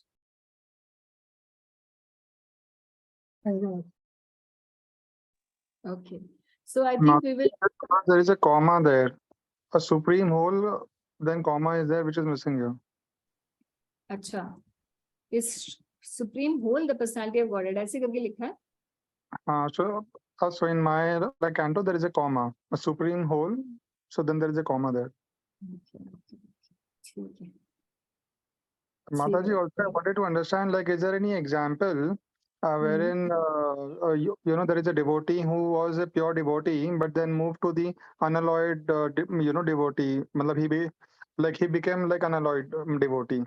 Yeah, there are many examples, and everybody, in fact, Nitin Prabhu, in few years you will also progress to that. Okay. All devotees first become Shuddha because they accept the right path. Because हम सबको पता है ना कि हमको ये करना है, शुद्ध भक्ति, उत्तम भक्ति ये है, मगर अभी हमारी डिजायर्स भी हैं. फिर धीरे धीरे धीरे धीरे जो है हम प्योर होते जाएंगे, दर्पण मार्जनम होगा, उसके बाद फिर हम उस स्थिति पर पहुंचेंगे, फिर हम बोलेंगे नहीं भैया मुझे मिश्रित भक्ति नहीं करनी, मुझे भगवान केवल मुझे भक्ति करनी है बिना किसी कामना के, सिर्फ आपकी प्रसन्नता. तो वो धीरे धीरे ट्रांजिशन, जैसे जैसे चेतोदर्पण मार्जनम होगा वैसे वैसे ट्रांजिशन हर भक्त होता चला जाता है. तो practically every good devotee is an example of this only. Okay, right, Mataji. तो I want to stop here only, क्योंकि मैं थोड़ा सा चतुर्मास के बारे में बताना चाह रही थी. So Chaturmas is starting from okay, now I'll have to see when is Guru Purnima. So just give me a minute. Guru Purnima किस दिन है? कैलेंडर ये कह रहा है थर्ड मंडे मंडे माता जी. yes Monday. So that's Third. also Sanatana Goswami's disappearance day. Vyas Purnima है. और वैसे तो चतुर्मास दो तरीके से गिना जाता है वैष्णव संप्रदायों के अंदर. और या तो शयन एकादशी से उत्थान एकादशी तक. शयन एकादशी कल हुई थी. उत्थान एकादशी होगी जब देव उत्थान होता है, देव उत्थान एकादशी कहते हैं उसको. और कार्तिक में होती है ये. तब होएगा, या तो आप ऐसे गिन लीजिए 4 महीने, या फिर गुरु पूर्णिमा से कार्तिक पूर्णिमा, यानी कि कार्तिक जब समाप्त होता है तो कार्तिक पूर्णिमा से. तो इस्कॉन कैलेंडर्स में हमेशा पूर्णिमा से पूर्णिमा की प्रथा रही है. इस्कॉन में हमेशा हम पूर्णिमा से पूर्णिमा करते हैं. शायद इसका ये भी रीजन हो सकता है, मैं सिर्फ गेस कर रही हूँ, it's may not be the right thing, but मुझे ऐसा लगता है क्योंकि श्रीपाद सनातन गोस्वामी का भी डिसअपेरेंस डे होता है गुरु पूर्णिमा के दिन, और व्यासदेव जी से हमारी परंपरा आई है, तो दोनों ही हमारे बहुत ही पूज्य आचार्य हैं. इसीलिए शायद प्रभुपाद जी ने in order to honour him, इसीलिए पूर्णिमा से प्रावधान रखा होगा.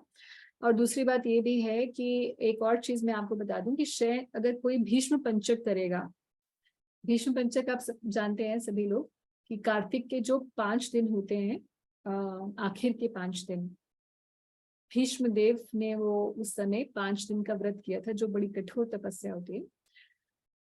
अगर आप भीष्म पंचक करते हैं तो आपके लिए चतुर्मास शयन एकादशी से शुरू हो जाएगा, यानी कि कल से शुरू हो गया है.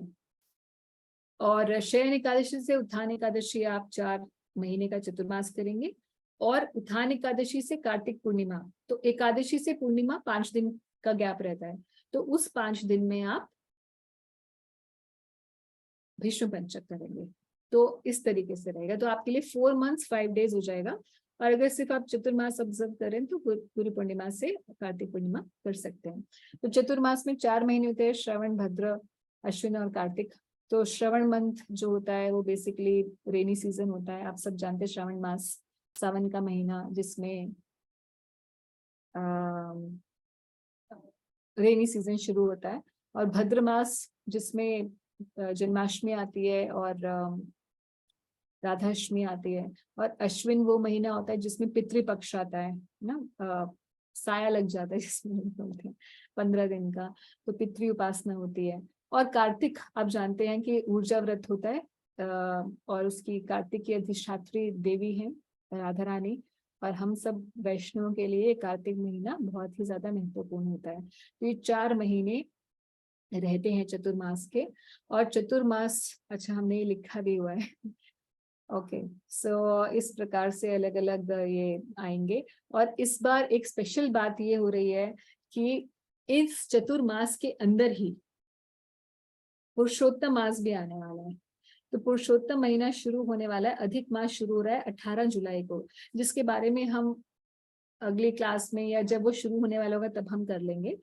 सो अधिक मास बेसिकली कैसे होता है, आप जानते हैं कि लीप ईयर कैसे आता है ना, हर अर्थ जो है 365 and then 365 days and 1/4 1 quarter of a day also it takes to revolve around the sun. तो एक साल जो होता है वो 365 दिन और प्लस 6 घंटों का होता है.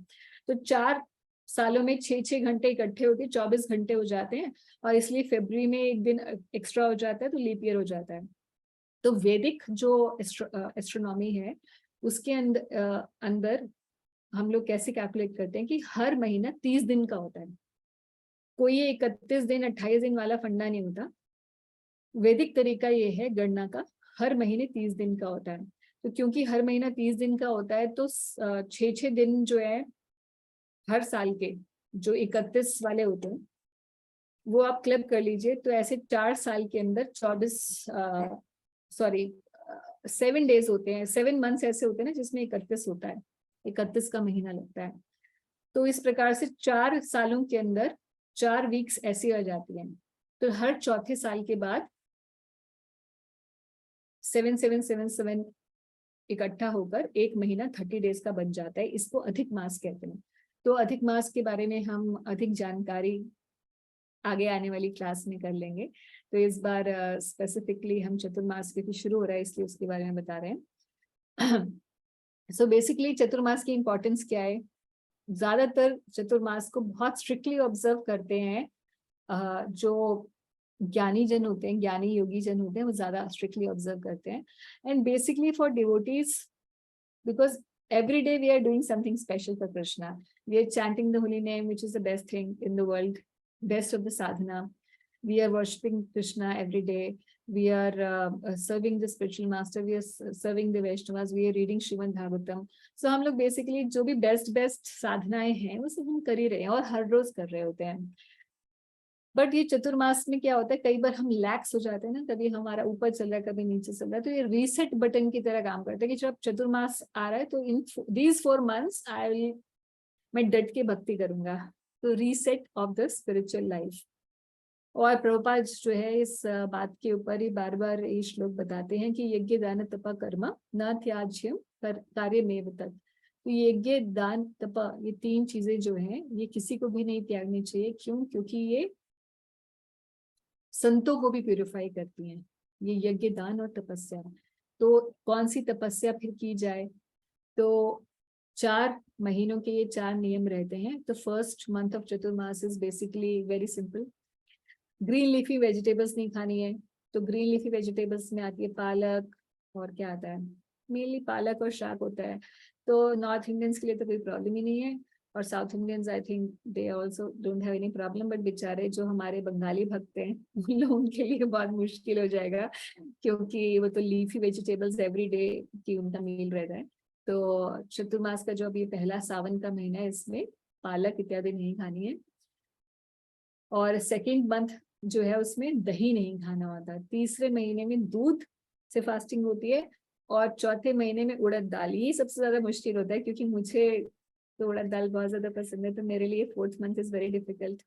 सो basically no South Indian you can make at home.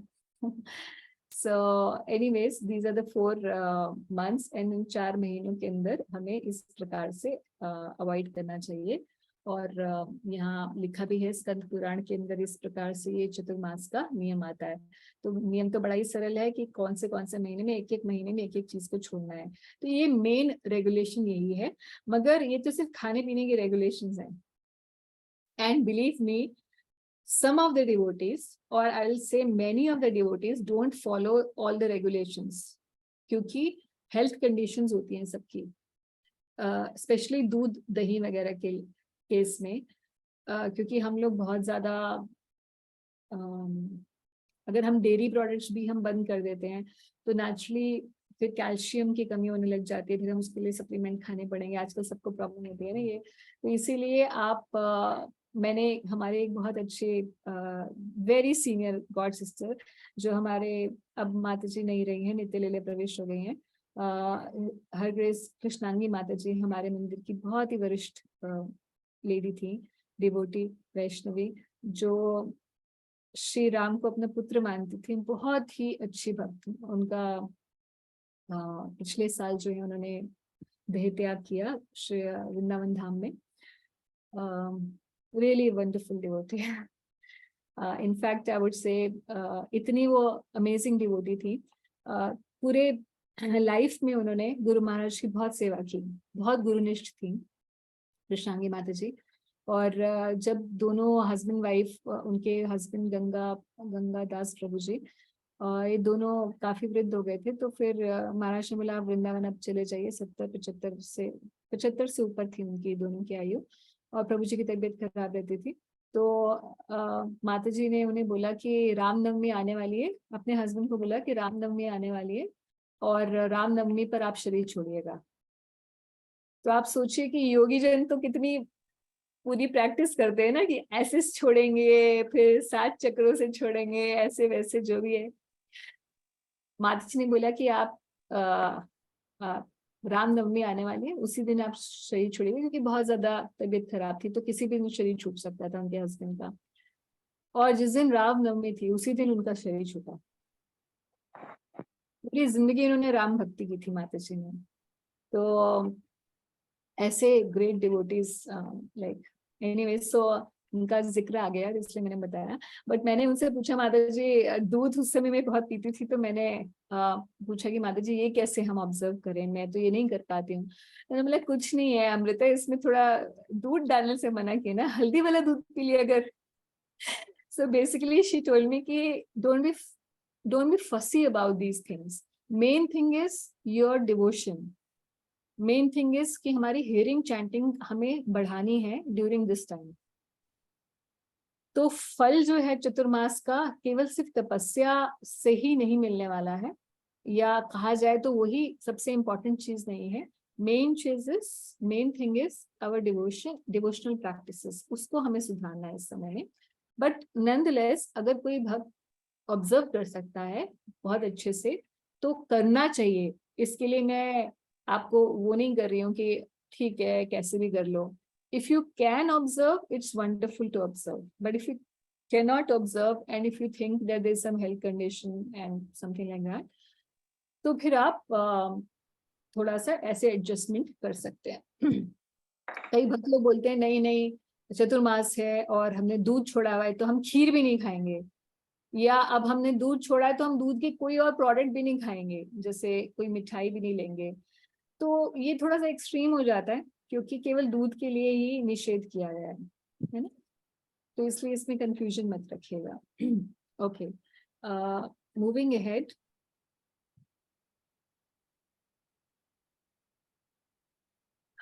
ये चतुर्मास के बारे में कुछ लोग हैं जो यहाँ दिए हुए हैं। One who worships Lord Hari during the 4 months of Chaturmasya while eating only once a day, क्योंकि कई devotees ये भी vow लेते हैं कि they will have grain prasad only once a day. So while eating only once a day, remaining peaceful in mind, bathing daily and maintaining firm determination will ascend to the abode of Lord Hari. तो छोटे छोटे कामों करने से भी भगवान, इस समय सेल सीजन होता है ना हर दुकान में, तो भगवान की दुकान में ये सेल सीजन है, आप ये समझ के चलिएगा। ये 4 महीने सेल सीजन में है। And then we say that one who circumambulates the deities 3 times and offer prayers will ascend to the abode of Lord Vishnu on a chariot drawn by swans. तो केवल भगवान के श्री विग्रह का हर रोज चतुर्मास में आपको 3 बार प्रदक्षिणा देनी है। Then it says that those who sing and play musical instruments will attain the planet of Gandharvas. And one who distributes knowledge by daily reciting the Shastras must be considered a representative of Vyasadeva, and at the end he will attain the abode of Lord Vishnu. तो प्रचार करिए, रोज किसी ना किसी को एक श्लोक बताइए, भगवान के बारे में कुछ ज्ञान दीजिए, तो बहुत अच्छा तरीका है। इससे सेवा भी हो जाएगी गुरुजनों की और उसके साथ साथ जो है आपका भी रास्ता बिल्कुल क्लियर हो जाएगा। Then this one also, a lot of devotees have seen this one they observe. One who sleeps on the floor during the 4 months when the Lord Rishikesh remains asleep attains the transcendental abode of Lord Vishnu. बड़े छोटे छोटे काम से एकदम ऐसे cell season नहीं होता कि आप इतना से पे करिए और फिर आप how do they say 3 shirts at the price of 1, है ना। बिल्कुल वैसे ही है यहाँ पे सेल सीजन। 4 महीने क्या करना है, केवल आपको फ्लोर पर सोना है।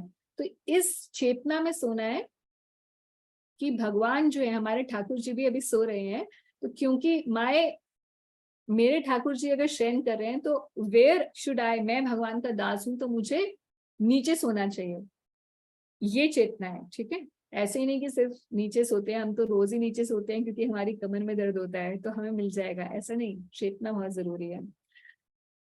तो all these activities should be performed without attachment. हाँ, भगवान बोलते हैं भगवद गीता में कि if one performs the activities, but the activities in the mode of goodness, कौन सी होती है, जो कि without expectation of result होनी चाहिए। One should do because we are human beings and it is a duty of a cultured, civilized human being to follow the scriptures. They should be performed as a matter of duty, O son of Partha. This is my final opinion. Krishna बोलते हैं, है ना?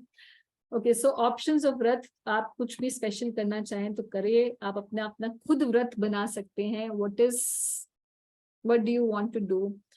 आप अपने लिए बनाइए नियम ऐसे भी हो सकते हैं कि मैं क्या छोड़ना चाहता हूँ. आप में से अगर कोई ऐसा है जिसने भी कभी तक चाय नहीं छोड़ी है, या आप में से कोई ऐसा है जो अभी किसी भी रेगुलेटिव प्रिंसिपल्स को प्रॉपर्ली फॉलो नहीं कर पा रहा है, तो उसका नियम ले सकता है.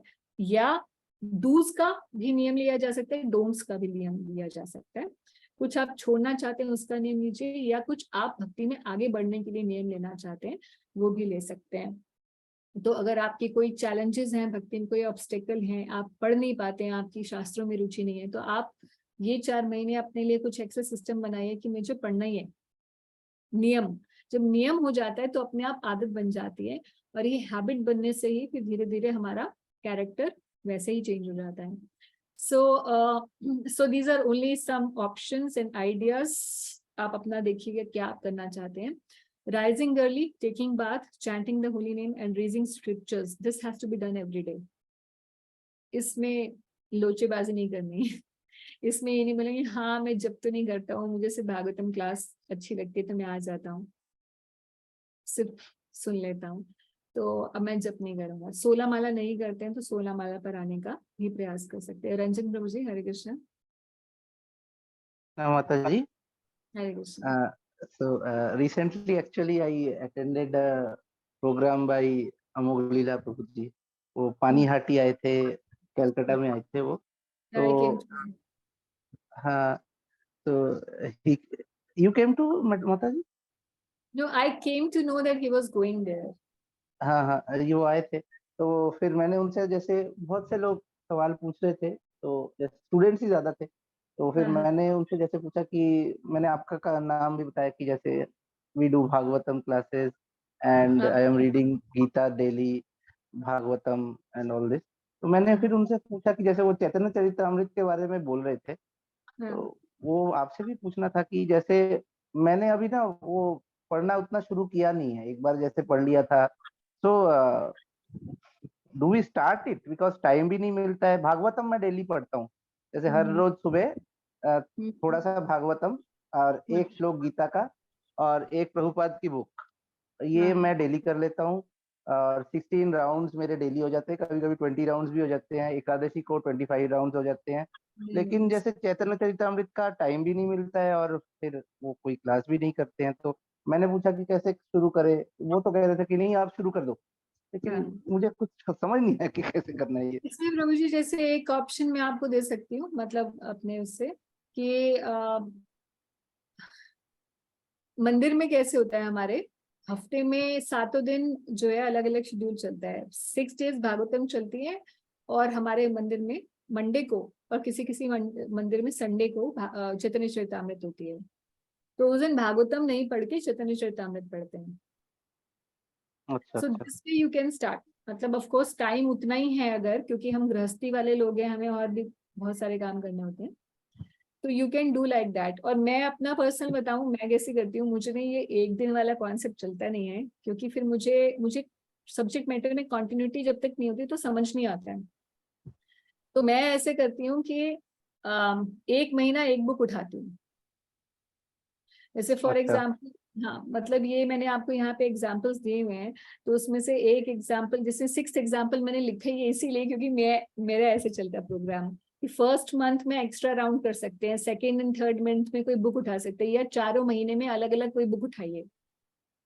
जैसे आपने फर्स्ट मंथ आपने सोच लिया कि मुझे ये कैंटो पूरा करना है, जिस भी कैंटो पे है. फॉर एग्जाम्पल आप 2nd कैंटो पे, तो आपने सोच लिया कि इस महीने मुझे 2nd कैंटो कंप्लीट करना है. Next month I will complete आदि लीला, या नेक्स्ट मंथ में पूरा नहीं हो रहा लग रहा है आपको, तो आप भागवतम को वहां पे 2nd कैंटो बीच में मत विराम दीजिए, नहीं तो आपके मन में ना वो खलबली मची रहेगी कि अरे वो 2nd कैंटो बीच में था और मैंने ये भी शुरू कर दिया. कंटिन्यूटी नहीं रहती. तो 2nd एंड 3rd मंथ जो है आप आदि लीला कर सकते हैं, या आप ऐसे भी कर सकते हैं. Some devotees do like this, 6 months Bhagavatam 6 months that. तो कैसे करते हैं वो लोग, उत्तरायण दक्षिणायन, क्योंकि जुलाई से जैसे भी चतुर्मास शुरू होता है तो वो भागवतम पढ़ना शुरू करते हैं। क्यों? क्योंकि इसमें कृष्णा से रिलेटेड फेस्टिवल्स आते हैं ना कार्तिक तक, ठीक है। उसके बाद दिसंबर से लेकर दिसंबर, जनवरी, फरवरी, मार्च, दे 4 months दे रीड चैतन्य चरितामृतम, क्योंकि कंक्लूड होगा 4 महीने गौर पूर्णिमा तक वो अच्छा महाप्रभु के बारे में पढ़ते हैं। So they prepare their consciousness, you understand, to worship, honour that beautiful time. अच्छा माता जी, एक बुक है मेरे पास। वैसे मेरी तो बुक्स तो मतलब कि भगवान की दया से बहुत ज्यादा बुक्स है मेरे पास। पूरी भागवतम सेट भी है, चैतन्य चरितामृत भी है, लेकिन वो हिम्मत नहीं होती है कि उठा के अभी चैतन्य चरितामृत, क्योंकि भागवतम क्या है कि जैसे अब हमारी क्लास चलती है, वो मैं अभी सेकंड कैंटो जैसे जैसे श्लोक चल रहे हैं मैं पढ़ता जा रहा हूँ, और फर्स्ट कैंटो थोड़ा बाकी था, तो 15 या 16 चैप्टर तक मैं हूँ, लेकिन वो है कि नहीं डेली मुझे थोड़ा पढ़ना है तो वो हो जाएगा। तो चैतन्य चरितामृत की एक बुक मुझे मिली है, मैं कलेक्शन किया था, Chaitanya Charitamrita in story form, ISKCON से ही मिली है मेरे को एक बुक। हाँ, उसमें पूर्ण प्रज्ञ प्रभु की, मेरे ख्याल से वो उन्हीं की है, तो वो पढ़ सकते हैं क्या टू स्टार्ट विद? पढ़ सकते हैं, मगर उसमें ना फिलॉसफी नहीं है, वो सिर्फ आपको लीलाएं हैं महाप्रभु की। तो स्टोरी फॉर्म में पढ़ना तो will not give you any, ठीक है सिर्फ लीलाएं पता चल जाएगी, महाप्रभु ऐसे थे, बचपन में ये किया या गंभीरा में ये किया, मगर जो उसका तत्व है वो नहीं आप समझ पाएंगे।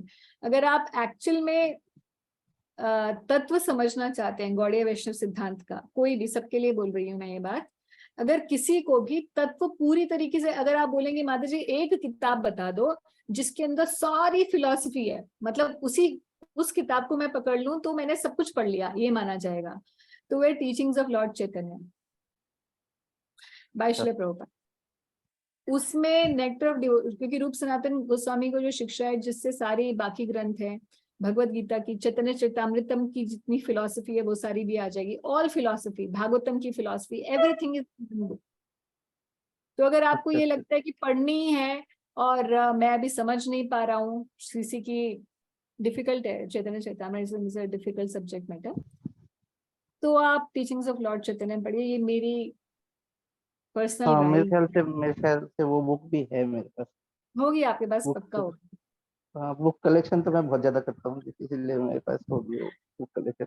और अभी तो जैसे आप ये बता रहे थे, हाँ, ये अब हमारा जो आज का डिस्कशन चल रहा था, मेरे को वो श्लोक याद आ रहा था। मैंने अभी गीता खोल भी रखी है, 9.22, अनन्या श्रिंचन्ते माम ये जना परिपासते तेषां नित्याभुक्तानां योगक्षेमं महामहिम, कि आप भक्ति करते रहो, बाकी तो सब मैं मतलब भगवान देख ही लेंगे। yes, yeah, this is your life insurance is with me, योगक्षेम।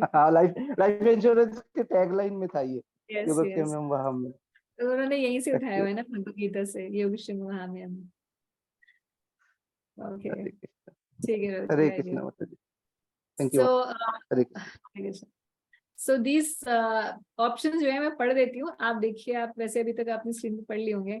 Increasing the chanting, कई लोग जो है 2 माला 4 माला 8 माला कुछ भी, जो भी आप अपना एक बनाइए कि इस दिन में करूंगा, या आप ले सकते हैं कि जितनी भी चतुर्मास की एकादशियों पे मैं 64 माला करूंगा, या once in a month I will chant 16 rounds extra और 32 rounds extra once in a month, और in once in a month I will chant 64 rounds, ताकि आपको अभ्यास बने एक्स्ट्रा करने का।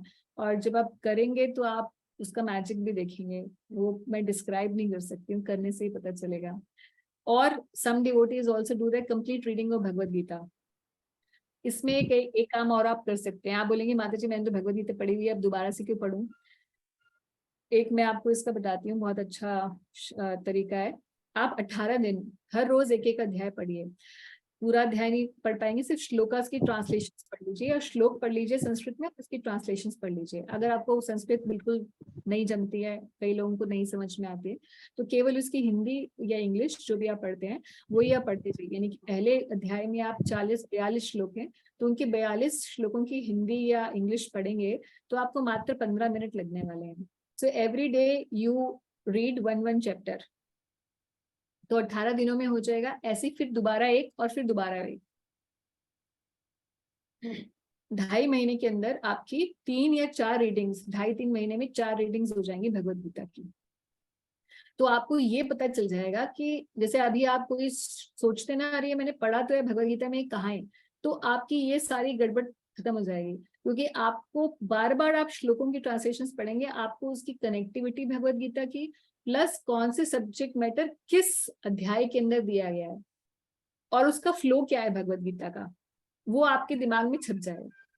सो this is also one vrata which you can take, अगर आप भगवत गीता को अच्छे से ब्रश अप करना चाहते हैं।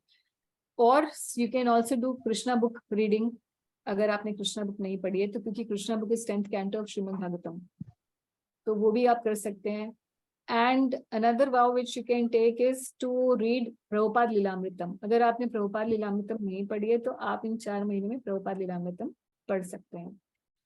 Worshipping Tulsi Devi every day, which anyways we worship every day, but अगर आप कुछ स्पेशल करना चाहते हैं तो इस तरीके से आप कर सकते हैं। And 6th one is you can take different people like me, है ना, जो थोड़ा ज्यादा इनको रजोगुण है, वो एक ही चीज पे स्टिक नहीं करते हैं, तो मेरे जैसे लोग जो हैं उनको सब थोड़ा सा चेंज चाहिए होता है। तो first month extra round, second and third month you can do some book reading, fourth month Kartik में आप कुछ स्पेशल, आप क्योंकि कार्तिक में तो आप कुछ बिल्कुल ही हटके करना चाहते हैं, तो कार्तिक में आप राधा कृपा कटाक्ष गा सकते हैं और वृंदा देवी अष्टकम गा सकते हैं, कुछ अलग अलग सॉन्ग्स गा सकते हैं, क्योंकि ऊर्जा व्रत है राधा रानी के प्रति, राधा रानी के लिए कुछ स्पेशल कर सकते हैं हम।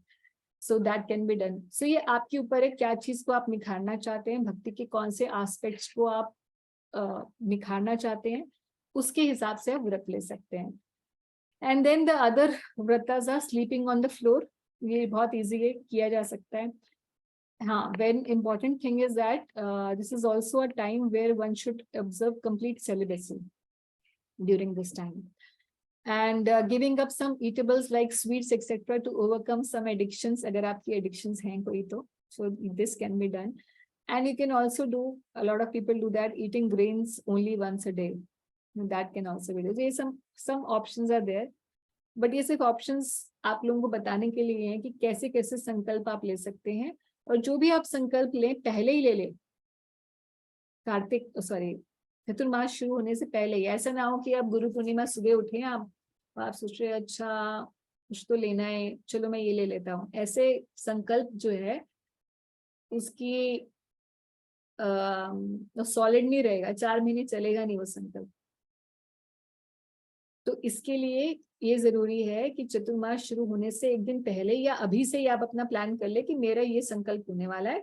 जो भी आपका संकल्प है भगवान को बता दीजिए कि आपके घर में ऑल्टर है, ठाकुर जी हैं, उनको बताइए कि मैंने ये संकल्प लिया आपकी प्रसन्नता के लिए, और भगवान आप सत्य संकल्प है, मेरे संकल्प तो खत्म ही हो जाने वाले हैं, आपको पता है बहुत बार संकल्प मैं लेता हूँ और उसके बाद हूँ कुछ नहीं पाता मुझसे, तो आप मुझे ब्लेस करिए कि I can do this for your pleasure ना। सो keep that, it will hardly take 10 minutes to do the whole thing, but it will settle very good patterns in your consciousness, आपका संकल्प टूटेगा नहीं।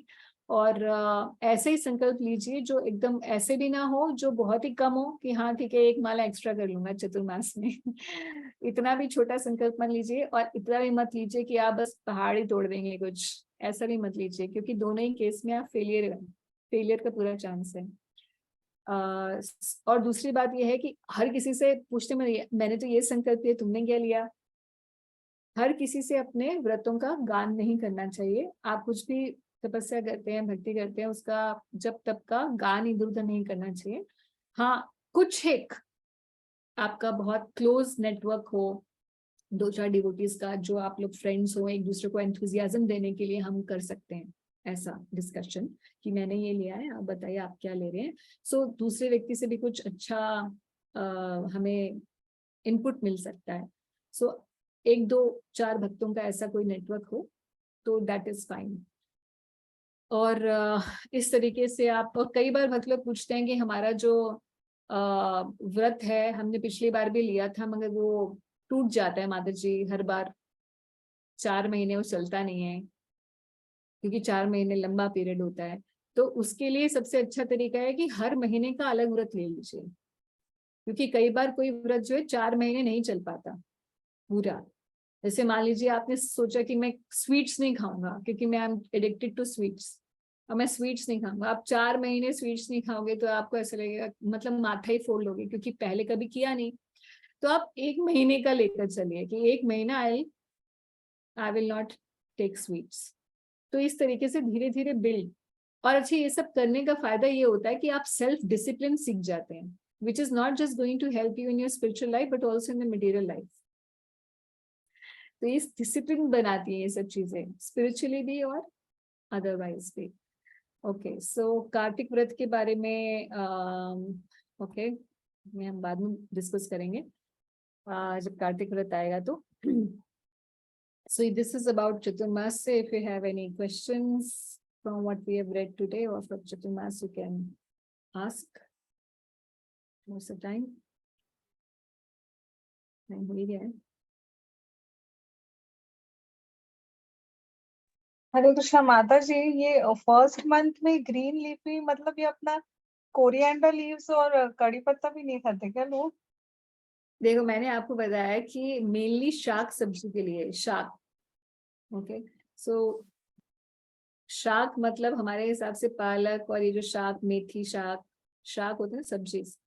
Some devotees they say कि coriander is included, some devotees say coriander is not included.